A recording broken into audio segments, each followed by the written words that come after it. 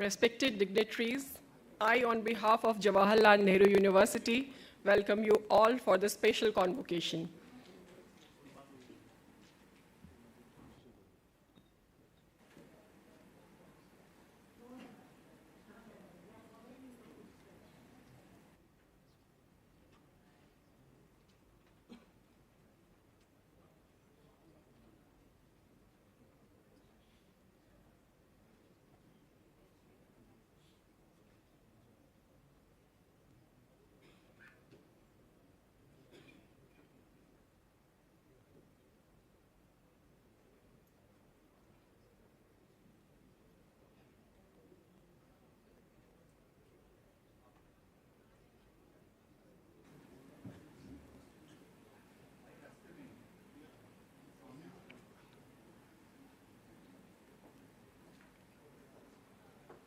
Once again, I request everyone, as our Excellency has arrived, kindly switch off your mobiles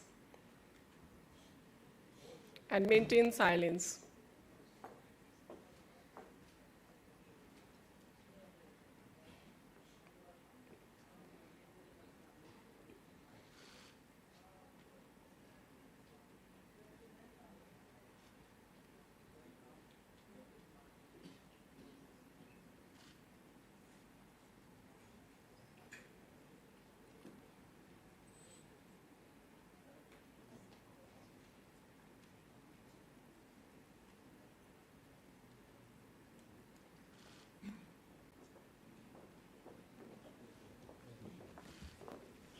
I request everyone for the standing ovation for Her Excellency.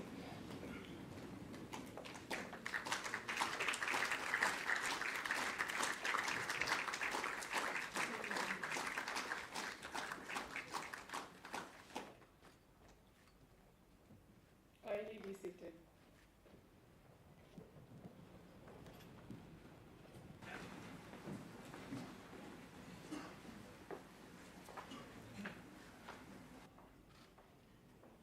Namaste. Good morning, ladies and gentlemen. We are congregated here today for a momentous occasion which will further strengthen the already established Indo-Tanzanian bilateral relations. We welcome you all to this special convocation ceremony of India's premier university, Jawaharlal Nehru University. Today, we have the privilege of conferring an honorary doctorate degree upon our distinguished guest, the first women president of Tanzania, Her Excellency Samia Suluhu Hassan.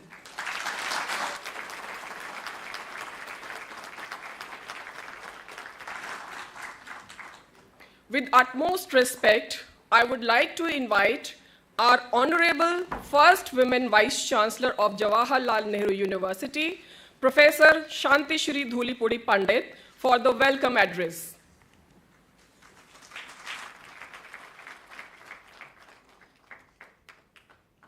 Namaste to all of you. Good morning. Most respected Her Excellency Samia Suluhu Hassan, who's also known as Mama Suluhu Hassan, President of the United Republic of Tanzania, and in the very spirit of our Honorable Prime Minister, we celebrate Nari Shakti today, that is women's-led development and women empowerment in the Amrit Kal, that is the 76th year of our independence, leading to 100 years. Respected External Affairs Minister, Dr.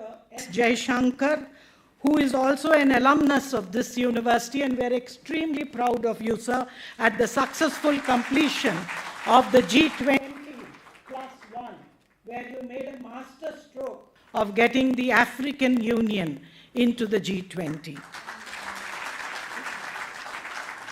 Respected Education Minister Shri Dharmendra Pradhan, who has transformed the role of higher education institutions through his revolutionary National Education Policy 2020, because of which, Your Excellency, we thank you for hosting the first IIT campus abroad in Zanzibar, which also brings in the internationalization of Indian education. And let me tell you, Both IITs and JNU are public institutions funded by the government of India. So thank you, Minister, for being here today.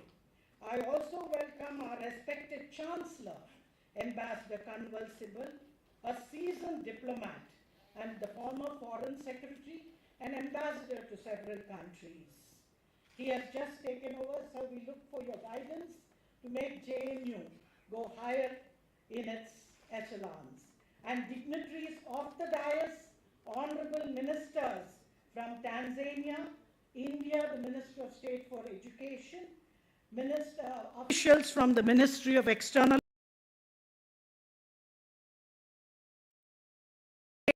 and students. Tiruvalluvar said the root of peace rests upon the walls of understanding. So today, Jawaharlal Nehru is extremely happy to honor Her Excellency, the President of Tanzania. 1985, when I was a student, your father of the nation, Julius Nyerere, was also given an honorary doctorate by the Jawaharlal Nehru University. And a great friend of India as well, and JNU is extremely proud of that. Let me tell the Honorable President that Jawaharlal Nehru University is one of India's topmost university, as well as one of the topmost in international rankings. We are in the top 10 in 5 subjects in the QS rankings. We have also produced 2 Nobel Prize winners, and both of them in economics. And hence, I welcome you to Jawaharlal Nehru University today. As most of you know, that recently G20 summit in New Delhi marked a significant milestone for diplomacy. The New Delhi declaration that emerged from this summit is a testament of India's exceptional ability to table ideas, shape global issues, bridge divides, and forge a consensus. At the heart of the summit was India's unwavering commitment for the promotion of an inclusive and equitable approach to highlight the interests of the global South, which also includes Africa. The most notable is, as I've already told you, the inclusion of the African continent, because India acknowledges the pivotal role of the African continent in shaping the agenda on international problems. In moving forward, the accomplishment of the summit will serve as a beacon of hope and inspiration for the international community, reminding us of the power of collaboration in addressing our shared global challenges in an extremely divided world. And it also had the motto of Vasudhaiva Kutumbakam, which means one earth, one family, one future. So we are a family, we have a common future. Education is one that has also become a part of this endeavor of the vision and mission of our revolutionary Prime Minister Modi. The motto of excellence with empathy, equality with equity, inclusion with integrity and innovation is even more relevant today. The goal of becoming a Vishwa Guru, a leader in the knowledge society, requires transformational reforms in education. Our Honorable Minister here has been giving a very strong leadership in heralding in the NEP, New Education Policy of 2020, which is indeed a unique framework, for it brings in continuity with change, realm with region, holism with specialization, the stress on balance between science and technology, social sciences, humanities and languages, a touch of the local, regional with the national and international, as well as the universal. Madam, we are proud that you are also a product of Indian education. You're training in Hyderabad, and extremely proud that Indian education is contributing to global integrity and being of one family. I would also like to only say that JNU also has a Center for African Studies, which began in 1969 as a special center, and in 2009, it became a specialized center where we study issues related to Africa politics and governance, and we also have Ministry of External Affairs has established the Nelson Mandela Chair in Jawaharlal Nehru University, where we invite African academics to come and be part of our staff and faculty to take lectures for a semester or two. And hence, I would like to once again, Madam, welcome you this morning, only by telling you that JNU celebrates 7 Ds, which is a part of our also civilizational values, and that is democracy, difference, debate, dialogue, deliberation, dissent, and development. Once again, welcome, ma'am, to Jawaharlal Nehru University, and we are extremely proud to give the first woman the Honorary Doctorate, and I think JNU is greatly benefited by your presence this morning. Thank you. Thank you very much, Honorable Vice Chancellor, Madam, for your inspirational and informative address. We now request Honorable Chancellor of Jawaharlal Nehru University, Ambassador Shri Kanwal Sibal, for the address. Ambassador Sibal retired as Foreign Secretary to the Government of India.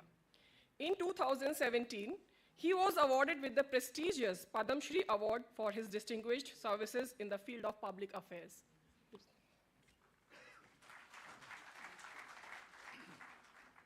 Honorable President of Tanzania, honorable ministers on the podium, honorable Vice Chancellor. As the Vice Chancellor said, I took over my new responsibilities, if these are responsibilities, just a few days ago. It's supposed to be a ceremonial post, so I thought I would only be part of the ceremony. So they didn't tell me I needed to speak.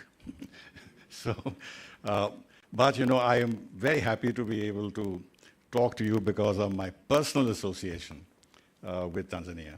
As Deputy High Commissioner of India and Tanzania from 1976 to 79, at the time when Mwalimu Julius Nyerere was president, I got to know the country and its people, and of course its wonderful game parks.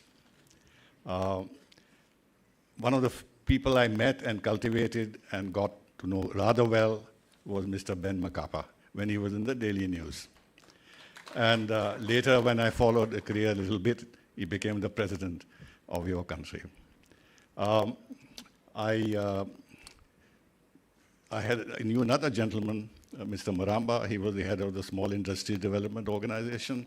I couldn't follow his career, but we had a very good relationship because it is in this area that we were cooperating a lot with Tanzania to help set up small industries in the country. And then, of course, we climbed the Kilimanjaro in January 1977 with Colonel Amin Kashmiri. But the interesting part is this, that they wanted absolutely the same gentleman who planted the Uhuru flag on Kilimanjaro in 1960, 60. That is Major Nyirende. And but Nyirende was in Zambia at that time. And he was drinking a lot of beer, so he was not as fit as he was when he first climbed the Kilimanjaro. So we went up. In the last stretch, the people around wanted to make absolutely sure that he reached the top. So they physically carried him in the last few meters to the top. But it was a wonderful experience. And of course, the remarkable game parks that you have, whether it's in Ngorongoro, or it is Serengeti, or Manyara, where the lions sit on the trees, what have you.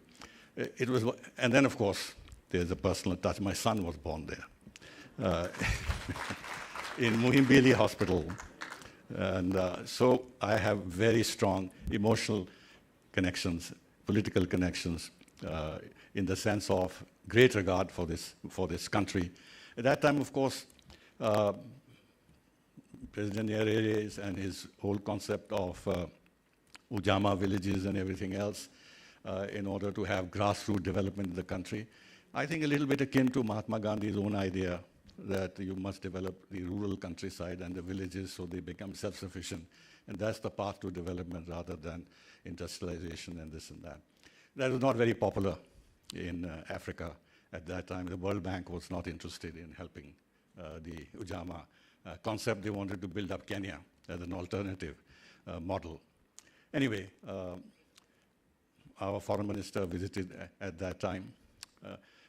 Mr. Jumbe was the vice president, and he was the president of Zanzibar.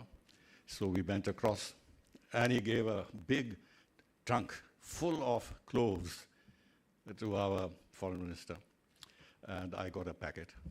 And my mother said that these are the best cloves that she's ever come across. You produce the best cloves in the world. Now, on a more serious note, as you know, we have always paid tremendous attention to Africa. Always, always. The legacy of Mahatma Gandhi, but not only that. I think now there is now widespread acceptance that Africa is the new continent. People don't have a proper idea of the development that is taking place in various parts of Africa. So there's tremendous potential there, and the whole approach to Africa by the rest of the world community has to change. But in our case, I think we never had that kind of an exploitative approach towards Africa, that you extract minerals and everything else. It has never been. It is much more cooperative in nature, building up capacities in various areas, training, education, capacity building in general, health, IT, what have you. Projects which the country wants, not which sort of suit our own interests. We, as was mentioned, took the lead to propose the membership of the African Union in the G20 successfully. But before that, as you know, as part of the, of course, at the G20, we focused on the Global South in a big way. As the foreign minister will mention, that we had this meeting of Voice of the Global South in 125 countries participated virtually. Further, the South Commission, of which President Julius Nyerere was the chairman, Mr. Manmohan Singh was the secretary. So this whole concept of solidarity with the Global South has been very much a part of our foreign policy. And in this, I think Tanzania has a very central feature. Thank you very much.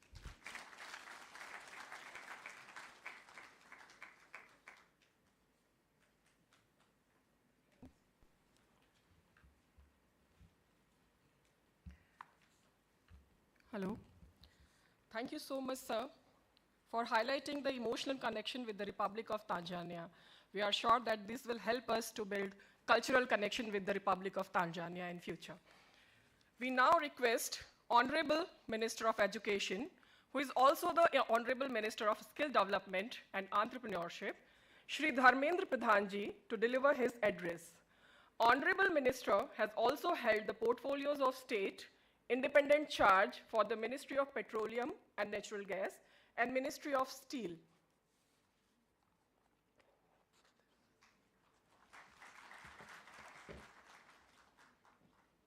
Good morning. Your Excellency, Dr. Samia Suluhu Hassan, President of United Republic of Tanzania, distinguished ministers and member of delegation of Tanzania, External Affairs Minister of India, Shri Jaishankar ji, Chancellor of JNU, Ambassador Conwal Shibbal ji, Vice Chancellor of JNU, Srimati Shanti Shri Pandit ji, esteemed members of the diplomatic community from various African nations present here, senior officials from Government of India, representative head of academic institution and think tanks, faculty members, my dear students. I would like to extend a warm welcome to Your Excellency, President Samia Suluhu Hassan and the dignitaries accompanying her. It is my profound honor and privilege to be here today on the occasion of the conferment of the Honorary Doctorate on the first female President of Tanzania. Your maiden state visit to India, Excellency, is historic and will contribute to the further consolidating the long-standing friendly ties between India and Tanzania. Today, the leadership provided by you and Prime Minister Narendra Modi ji guides India-Tanzania relations to greater heights. Tanzania is a key African partner of India. We count on your support to amplify the concern and the aspiration of the global South on the international stage, especially in the field of education and human resource development. Both our nations have youthful demographics and face similar challenges, primarily delivering skill-focused, market-aligned higher education. We therefore collaborate more. Excellency, India has a vibrant higher education with 42 million students and 1.6 million teachers shaping the future of our nation through their shared pursuit of excellence. To further strengthen this pursuit, India is implementing an aspirational National Education Policy 2020, which has brought to transformative reforms in our educational ecosystem. Built on the foundational pillar of access, equity, quality, affordability, and accountability, it aspires to create responsible global citizens. We have brought in reforms in improve the quality of higher education by promoting multi and flexibility, entry and multiple exit. We have made great strides in creating infrastructure in education system. Through multimodal delivery of education, we have democratized access to knowledge and reached more people in remote areas. We are revolutionizing vocational education by creating framework and infrastructures for seamless integration of school, skill and higher education and promoting industry-academia linkage. We have been actively sharing our knowledge and expertise in capacity building and higher education with fellow development partners in Africa in the spirit of South-South cooperation. Recently, we witnessed the joyous moment of welcoming the African Union as a permanent member of G20 under India's presidency. I am confident that this will further strengthen the G20 and the voice of Global South. Every year, a number of foreign students come to India for their education in India University and colleges. We are happy that many Tanzanian students prefer to come to India for higher education. We have recently revamped our Study in India portal to ease the admission and visa process for foreign students coming to India. India boasts of a large number of educational institutions of excellence such as Indian Institute of Technology, Indian Institute of Management, and National Institute of Technology, among others. I am happy that the first offshore campus of any IIT is being set up in Zanzibar. I am told that the IIT Madras Zanzibar campus is scheduled to be inaugurated by early next month. Excellency, this institute will prove to be a milestone in educational cooperation between our great nations and continents by providing students from Tanzania, other African countries with access to world-class engineering and technology education. This will help in nation building and will drive economic growth, technology, development and research and innovation in Africa.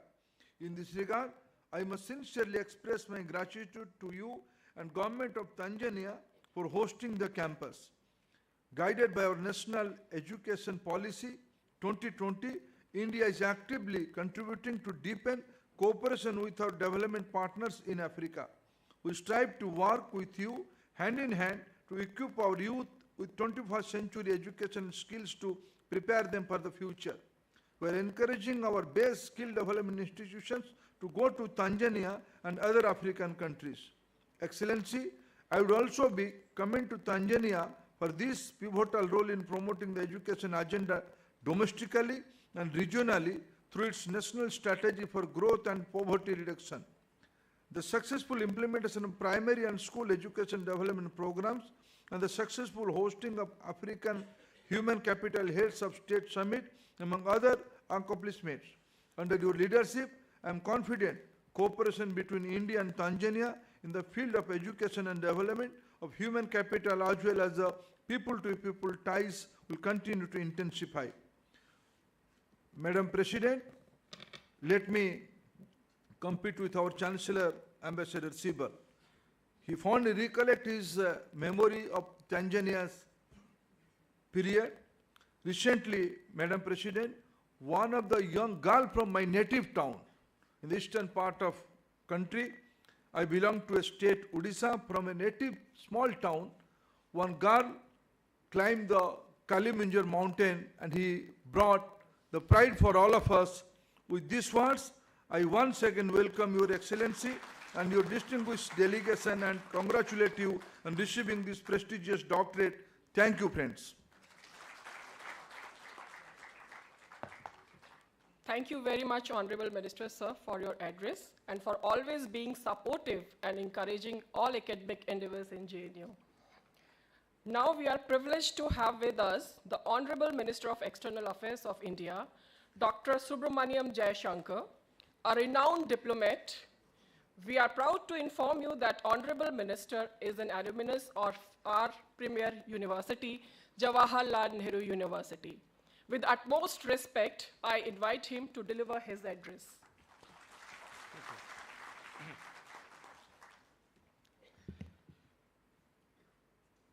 Your Excellency, President Samia Suluhu Hassan, esteemed ministers from Tanzania, my cabinet colleague, Shri Dharmendra, Honorable Chancellor, Shri Ambassador Kamal Sibalji, Vice Chancellor, Dr. Santi Shri Dulupudi Pandit, Excellencies,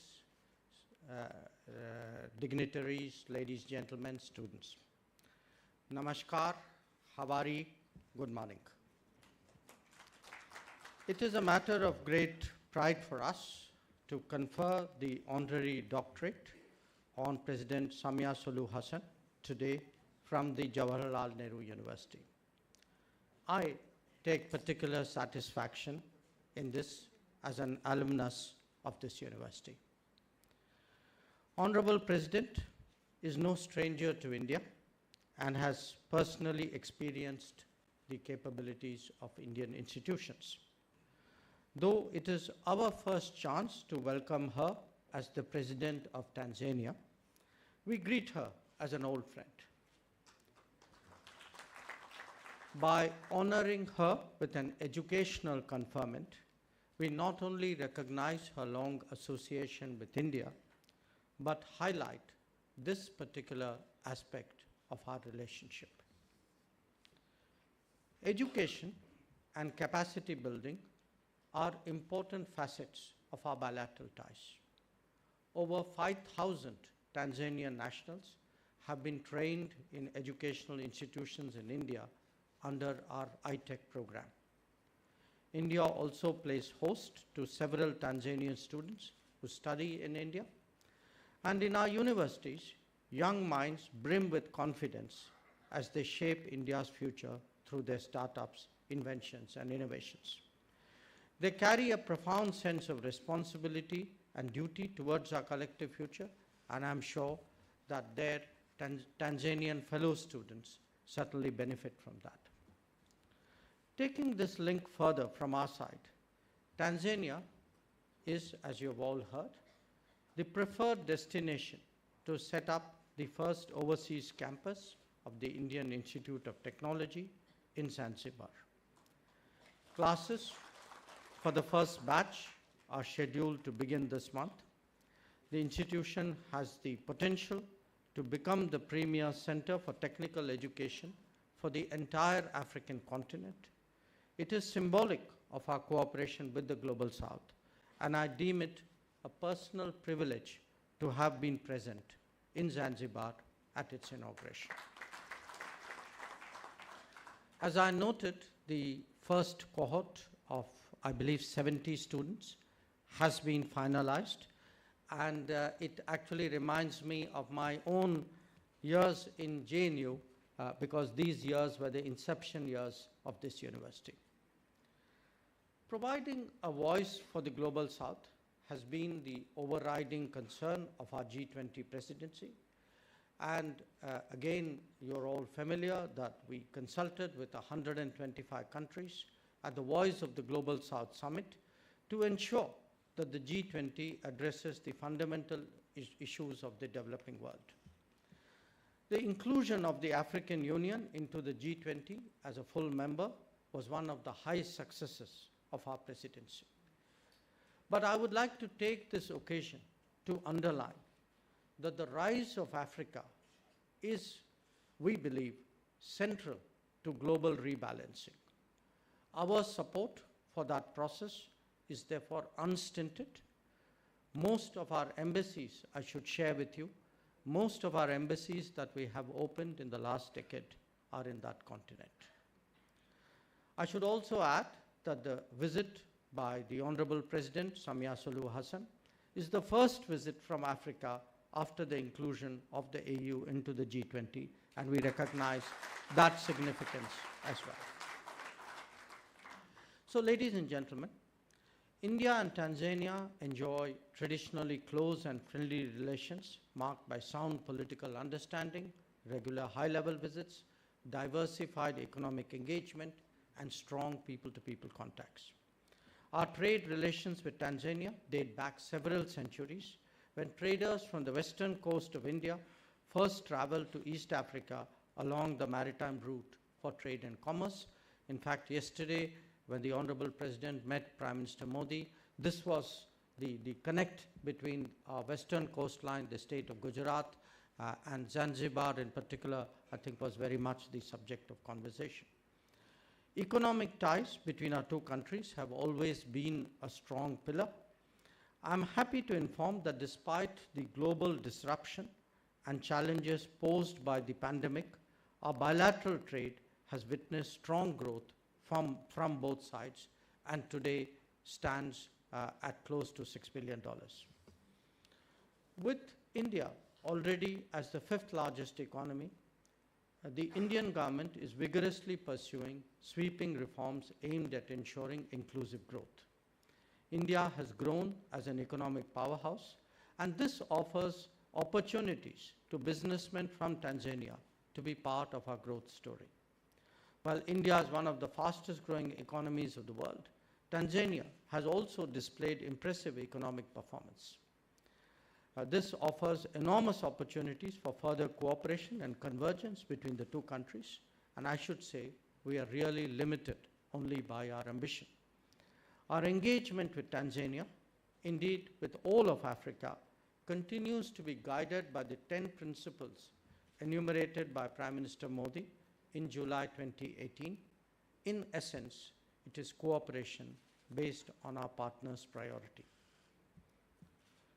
In the contemporary era, the center of gravity is now moving towards the Indo-Pacific, and that also encompasses the east coast of Africa.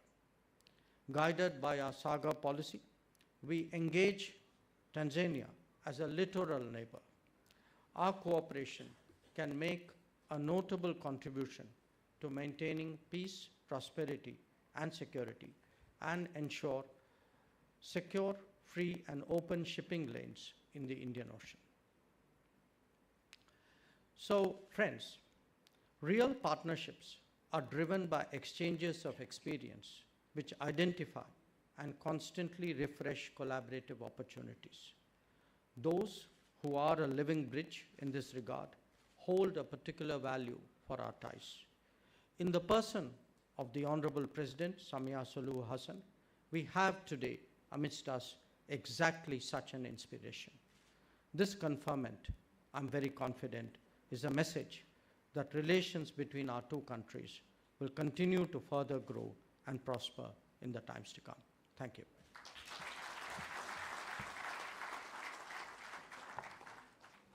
Thank you very much, sir, for sharing your wisdom on bilateral relations of India and Republic of Tanzania, and also for your experience with us today. Thank you so much, sir.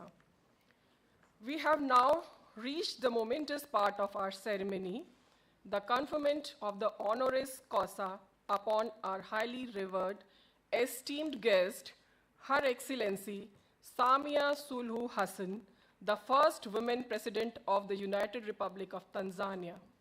Now I invite the first women vice chancellor of Jawaharlal Nehru University, Professor Pandit, for the conferment ceremony.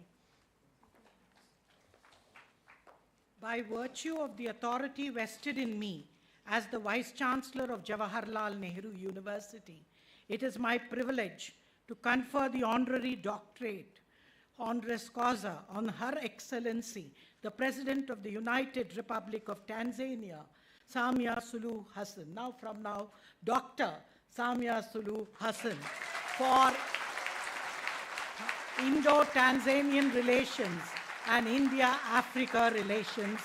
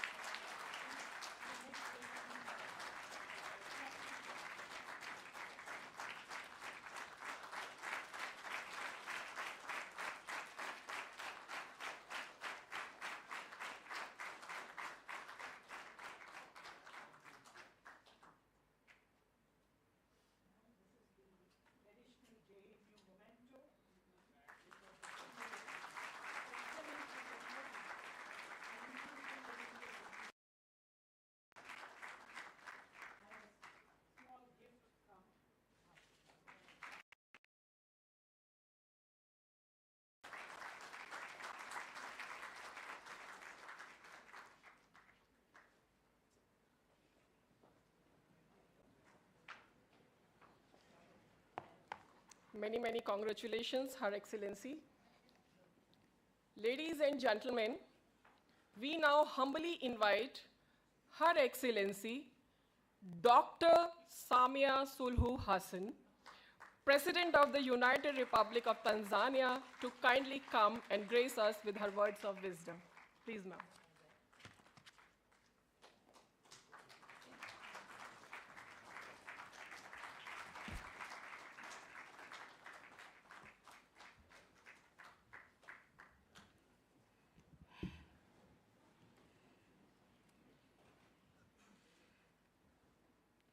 Honorable Minister of Foreign Affairs, Dr.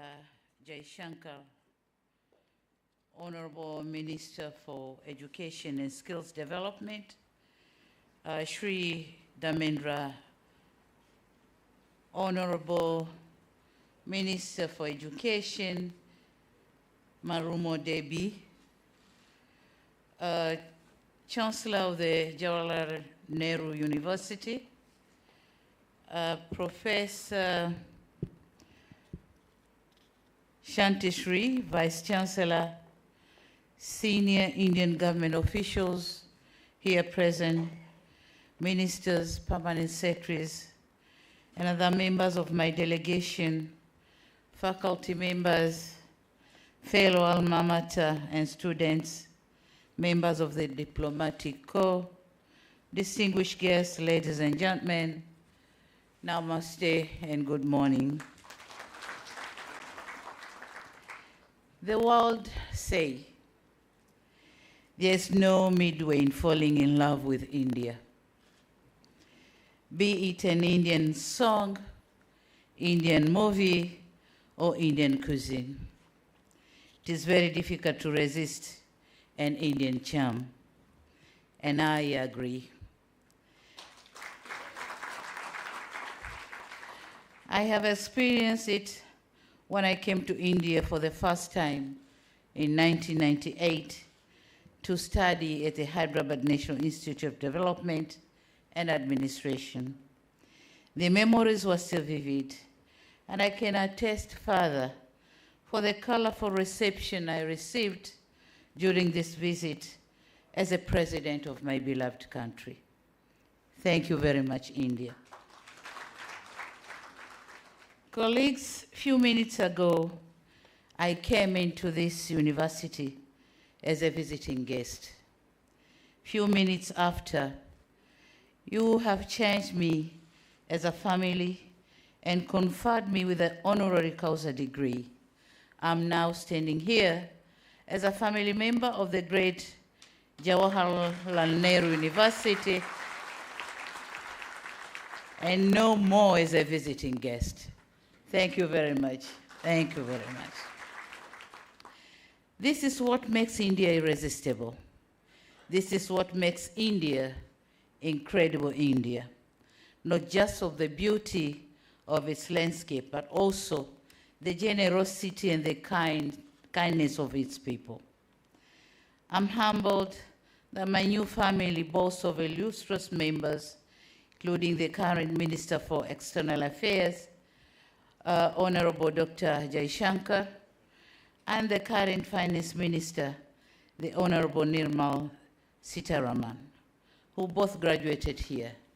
And I'm told even our Indian ambassador to Tanzania is a member of this university. So thank you very much. Mr. Chancellor, Right Honorable ladies and gentlemen, my heart is brimming with gratitude and my soul is humbled by the profound recognition bestowed upon me by this great university. Receiving an honorary doctorate is an extraordinary privilege that I accept with great pride and humility. I extend my heartfelt appreciation to Jawaharlal Nehru University for deeming me worthy of Honoris Causa. This Honoris Causa degree will forever be etched in my history as the first to be awarded to me by a foreign country. Definitely, I've got one. I've got one from the University of Dar es Salaam, but this is the first one to be conferred by the foreign university. Thank you very much. Thank you for decorating and adding color to my history. Thank you for the kind words you spoke about me and the reason behind conferring me with this honor.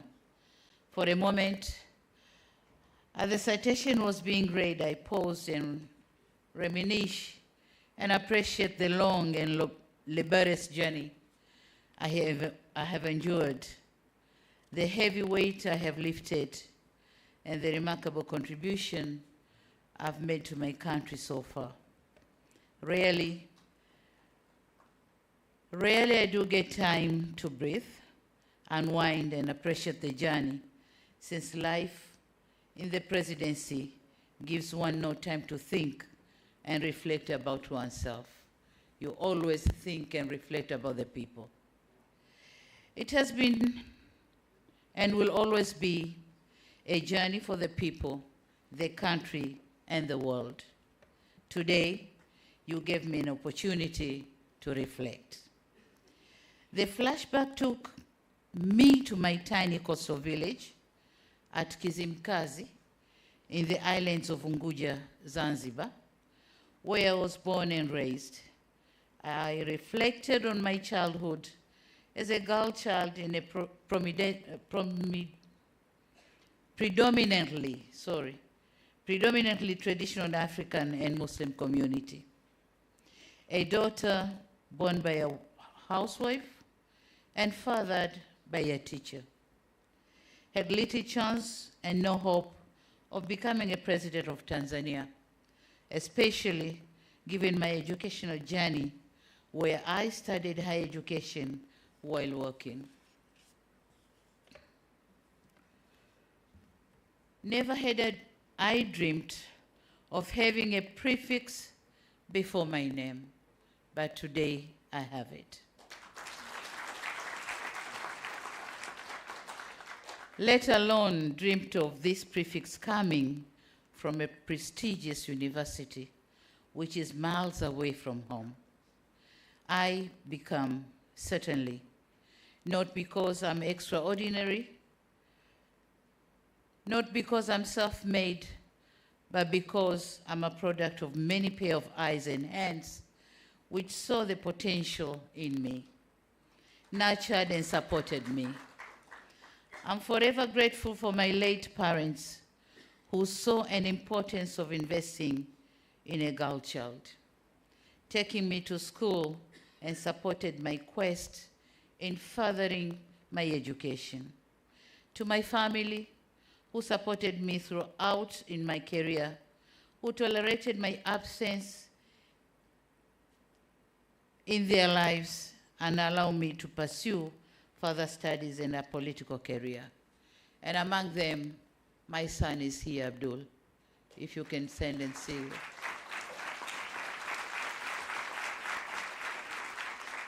This is the third born. There is a brother and a sister on top of me. Not least to my friends, mentors, and the entire support system. To all of you, I say thank you very much. This award also goes to the leaders and members of my party, the Chama cha Mapinduzi CCM, which entrusted me with many roles and opportunities, including being the presidential running mate, and later the chair of the party and the president of the United Republic of Tanzania.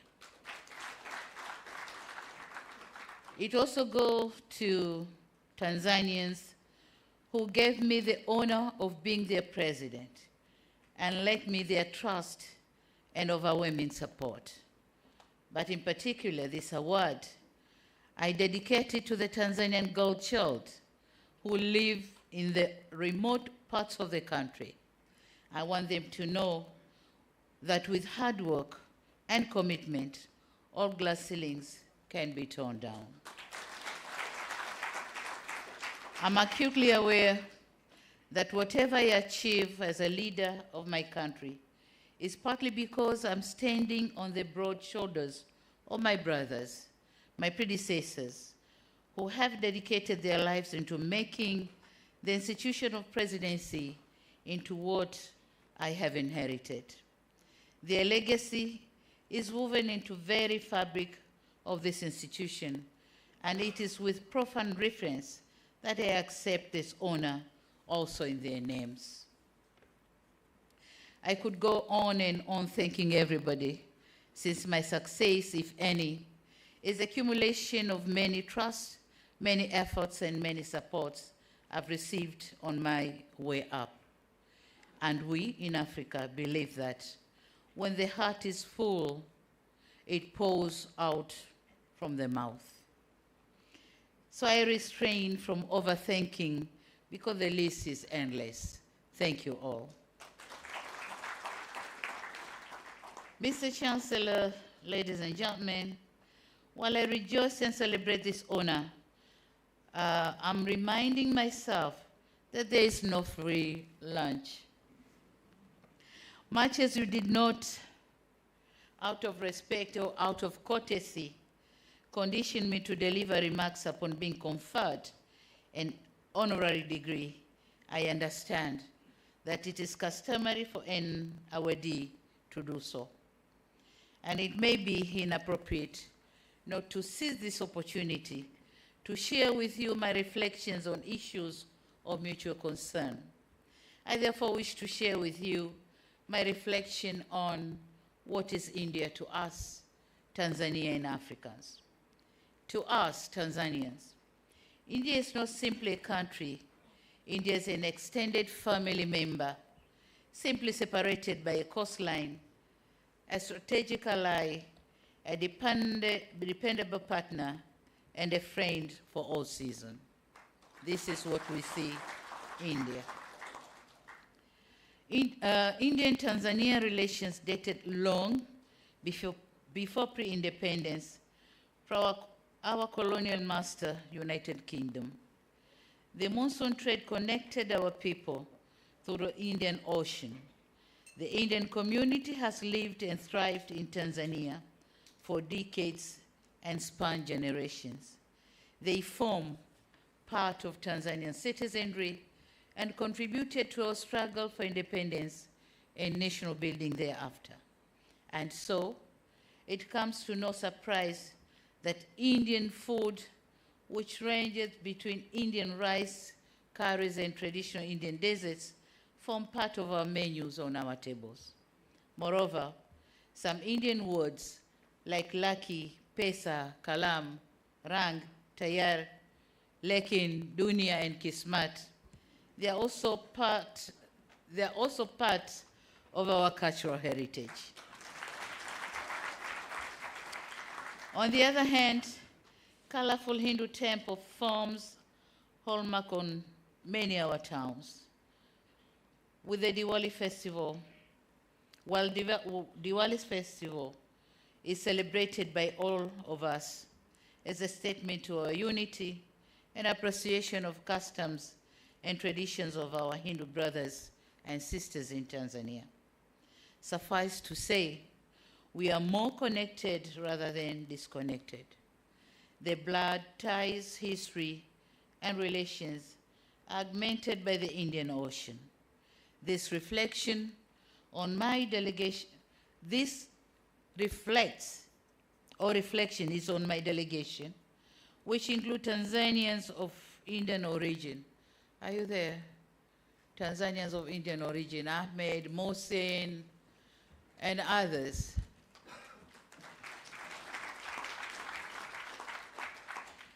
They are Tanzanians, not Indians. This is what I meant when I said India is our extended family. So here are two, but we have many of them. And some of them, they haven't even traveled to India. They were born in Tanzania and they die in Tanzania. So you could see the level of the connection we have between Tanzania and India. Traces of our connectedness are also evident in trade. India is our fourth largest trading partner.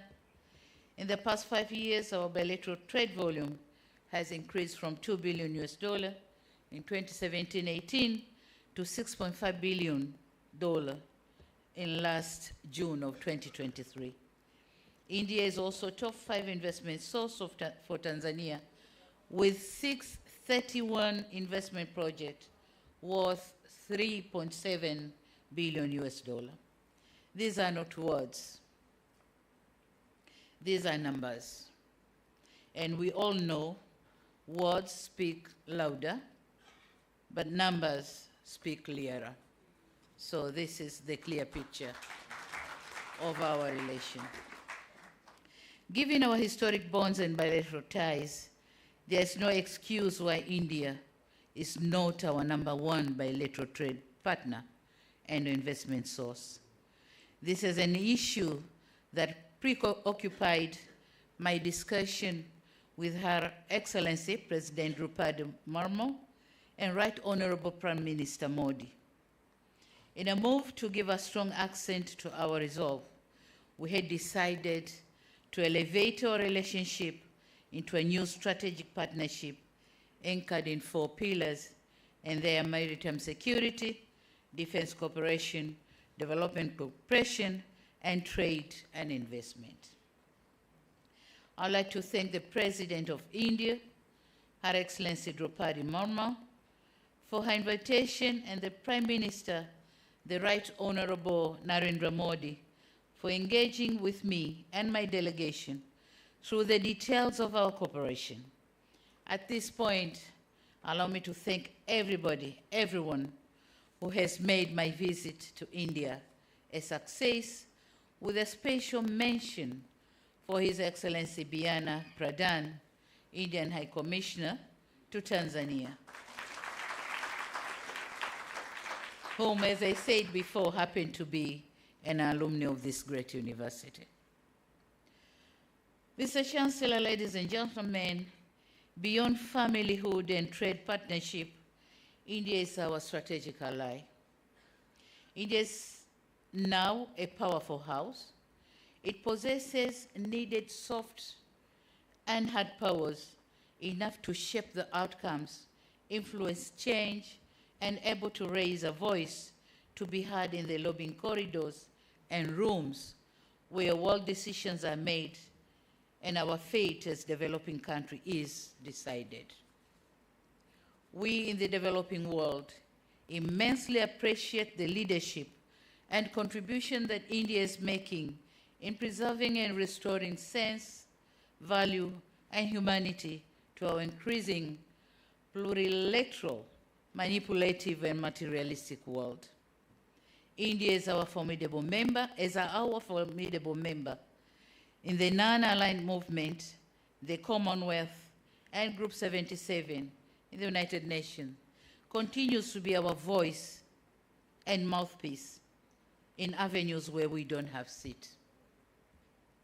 We trust India's leadership not because of its sheer size and economy, but because of its historic contribution and moral standing. India has remained truthful and loyal to the cause of the Global South and the developing countries in general. We appreciate the fact that you have continued to uphold the importance of multilateralism and valuing society over market. That means they value people over profit. The role that builds hope for a better future. We in Africa are delighted with India's ascendancy to a position of global influence. We are comfortable because we are confident that India will never forget Africa. Signals and actions by India justify our confidence. India has advocated for the admission of the AU as a permanent member to the prestigious club of G20. This is a just gesture. And as a first African president visiting India, and on behalf, we congratulate, on behalf of my heads of state and government from Africa, we congratulate and commend India for successful completion of the G20 summit and be able to advocate for Africa to be a full member. Thank you so much. Tracing back, India played an important role in the decolonization of Africa. India provided material support for the armed liberation struggle of Southern Africa. India is now our important ODA partner. India has formalized our engagement through India-Africa summits and by opening first overseas campus of the world-renowned Indian Institute of Technologies in Zanzibar. It has demonstrated desire to export success in skills and development and technologies to Africa. India cares about peace and stability in Africa, as it is the largest troop contributing country in the United Nations peacekeeping operations, most of which are in Africa. We in Africa can say here today, without fear of contradiction, that even when India reaches a pinnacle of global power, as it is bound to at some point, it will still retain the noble cause of Global South in her heart.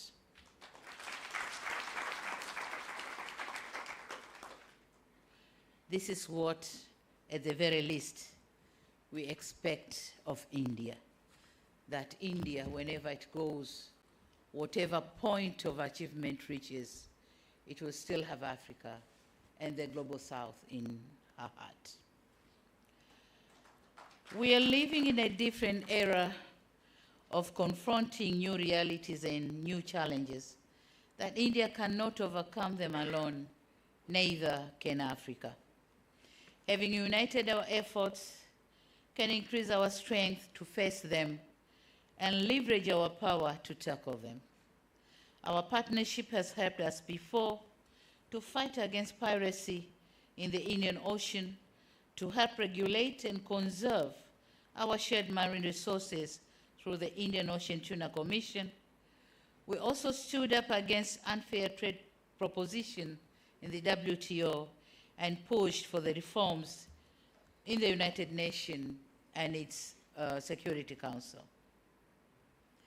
On another stride, the COVID-19 pandemic exposed us to the realities of inequality.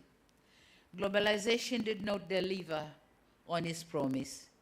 The champions of globalization were the first ones to close their borders. The market did not work fairly for the developing world.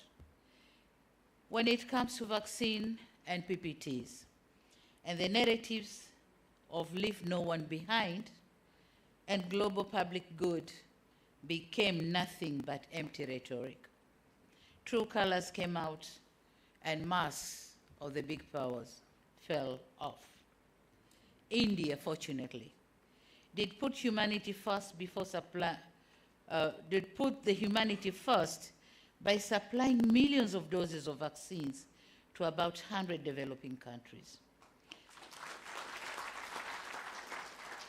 This was admirable, but we need to do more together to prepare for the inevitable future pandemics.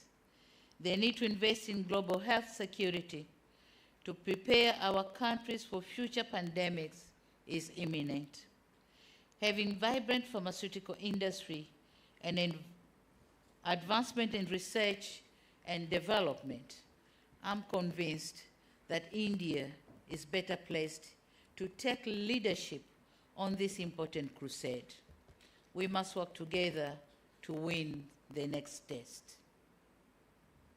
Ladies and gentlemen, another area of convergence for Indo-Africa partnership is our noble fight for a just green energy transition. Much as we are positive about green energy transition, we are of the opinion that the time frame and the course switching towards a greener path should observe the principle of common but differentiated responsibilities. By saying so, we are not rebelling, but we are simply calling for justice. A just greener transition. Certainly, this is not too much to ask to the world. But India, being the world's 5th largest producer of solar power and the world's 2nd cheapest solar power, it stands a chance to impact Africa positively in terms of green transition.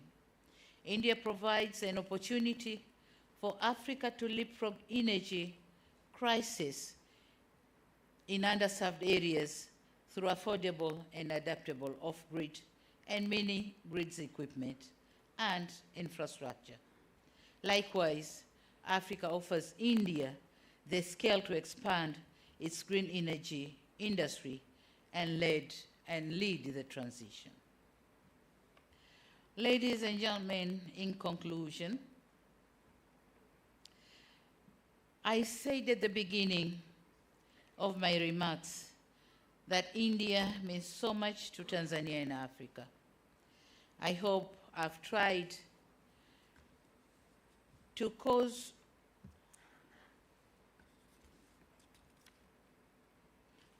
in the course of my delivery to shed light on what India means to us as extended family, a strategic ally, and a reliable partner. Our geographical proximity, cultural affinity, and demographic similarity give logic to a cheaper Indo-Africa economic and political cooperation and partnership. Our destiny is intertwined. Africa cannot purport to penetrate to the center of the world's economy without India. On the other side, India's leadership of the Global South in the pursuit of fair global order cannot be attained if Africa is in the periphery. This is to say, Africa and India are almost and always tied at the hip when it comes to unlocking the global challenges to our growth and development. In our struggle against colonialism and our cry on fairness in the global financial architecture, the principal world economic order, India has always been a shoulder for Africa to lean on. Next year, we are commemorating the 5th anniversary of the Declaration for the New International Economic Order, of which India was the main proponent. We must admit there was over-optimism in terms of the timeline and scale in attaining the new international economic order, and that resulted in disappointment. However, the new realities and lessons learned must compel us to forge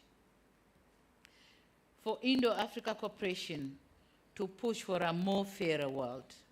Together, we can be a formidable voice and a force to be reckoned with. In closing,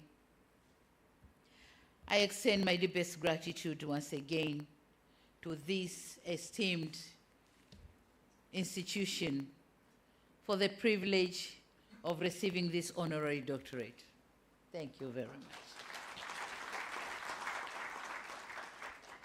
I accept it not as a culmination of my efforts, but as a reaffirmation of the boundless potential that hard work, dedication, and selflessness holds for us all.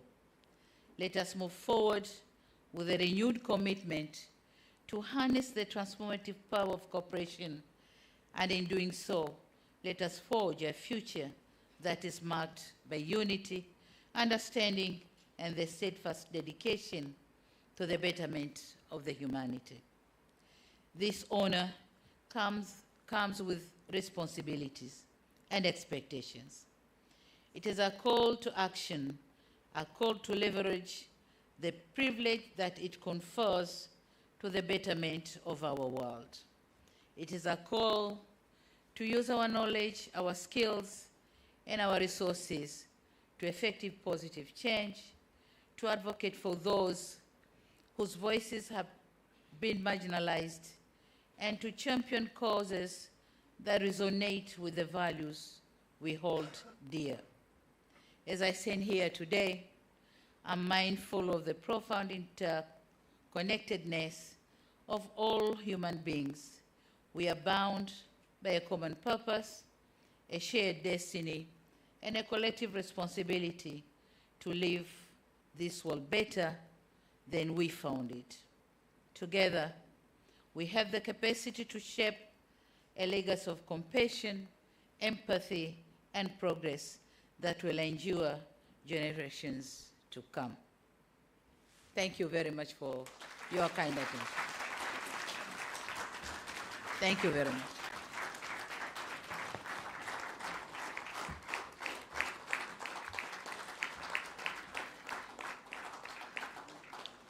Thank you very much, Her Excellency, for sharing your love and deep connection with our beloved country, India.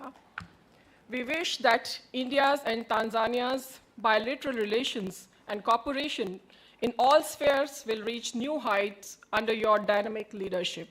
Thank you once again, Madam, for your inspiring words and insight. Now I request Professor Ravi Kesh, Registrar of Jawaharlal Nehru University, to propose the formal vote of thanks.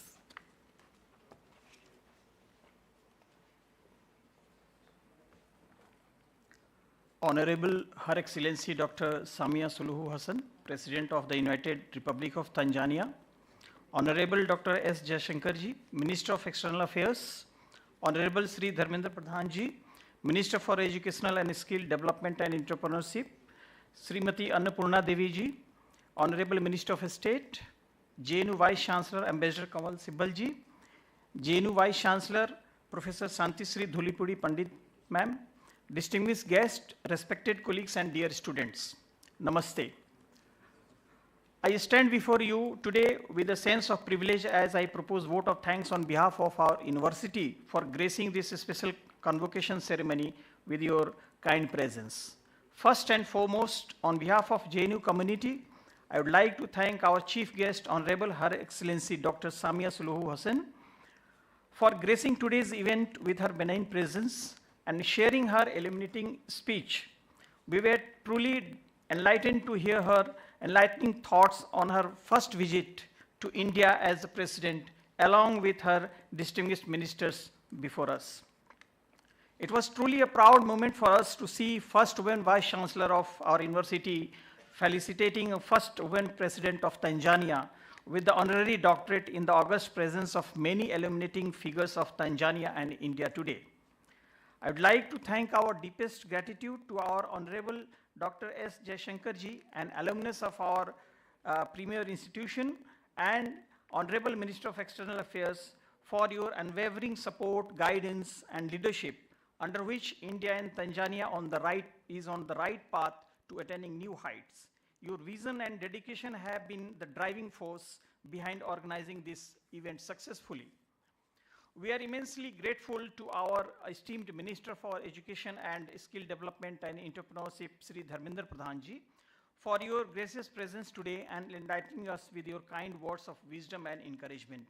We are truly thankful to you, sir, for your constant guidance in fostering an environment of academic excellence, research, and innovation. We are grateful to our Venerable Chancellor Ambassador Kamal Sibbal ji for his constant support, guidance, and encouragement. I must also thank our Vice Chancellor Professor Santisri Dhulipadi Pandit ma'am for her initiative, guidance, and constant encouragement in organizing this special convocation successfully. I must thank all the dignitaries and heads of various government organizations and think tanks who have graced today's special occasion and encouraged us. We offer our sincere thanks to all the deans and chairpersons and students of JNU and other institutions for extending your active support and cooperation in making this program successful. I convey our gratitude to the officials of Ministry of External Affairs, Ministry of Education, Ministry of Skill Development and Entrepreneurship, Delhi Police, Convocation Committee of JNU, the event organizations, and all volunteers for providing much needed logistic support, venue, and human resources, whose countless hours of planning and coordination have made this event a success. Last but not the least, a special thanks to all the students who have joined us today in online mode and offline mode to witness this special event. Once again, thank you all for being part of this momentous occasion. Thank you.